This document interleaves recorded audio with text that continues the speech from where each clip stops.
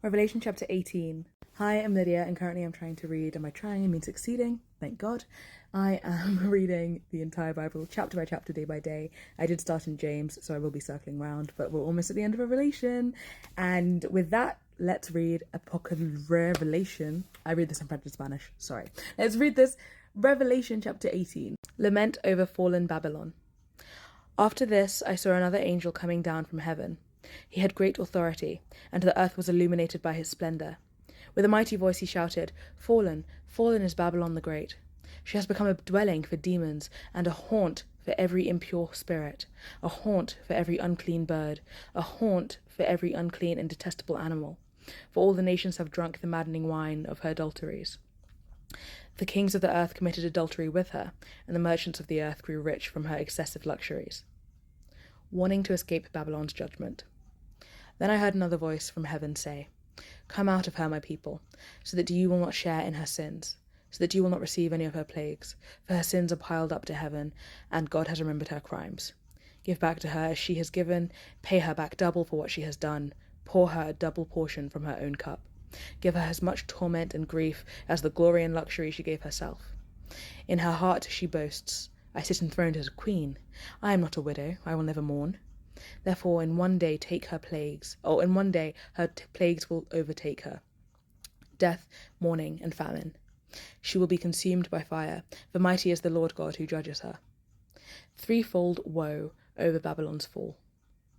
When the kings of the earth who committed adultery with her and shared her luxury see the smoke of her burning, they will weep and mourn over her. Terrified at her torment, they will stand far off and cry, "Woe, woe to you, great city, you mighty city of Babylon! In 1 hour your doom has come."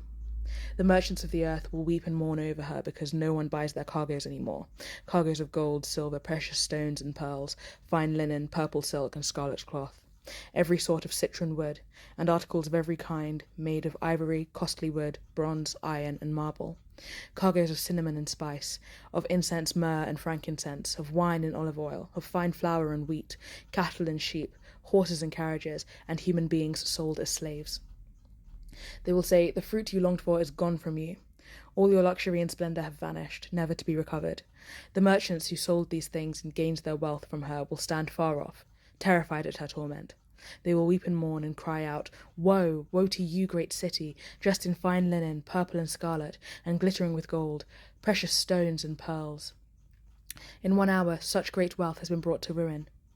Every sea captain, and all who travel by ship, the sailors, and all who earn their living from the sea, will stand far off. When they see the smoke of her burning, they will exclaim, "Was there ever a city like this great city?" They will throw dust on their heads and with weeping and mourning cry out, "Woe, woe to you, great city, where all who had ships on the sea became rich through her wealth. In 1 hour she has been brought to ruin. Rejoice over her, you heavens. Rejoice, you people of God. Rejoice, apostles and prophets, for God has judged her with the judgment she imposed on you." The finality of Babylon's doom. Then a mighty angel picked up a boulder of the size of a large millstone and threw it into the sea, and said, "With such violence the great city of Babylon will be thrown down, never to be found again. The music of harpists and musicians, pipers and trumpeters, will never be heard in you again. No worker of any trade will ever be found in you again.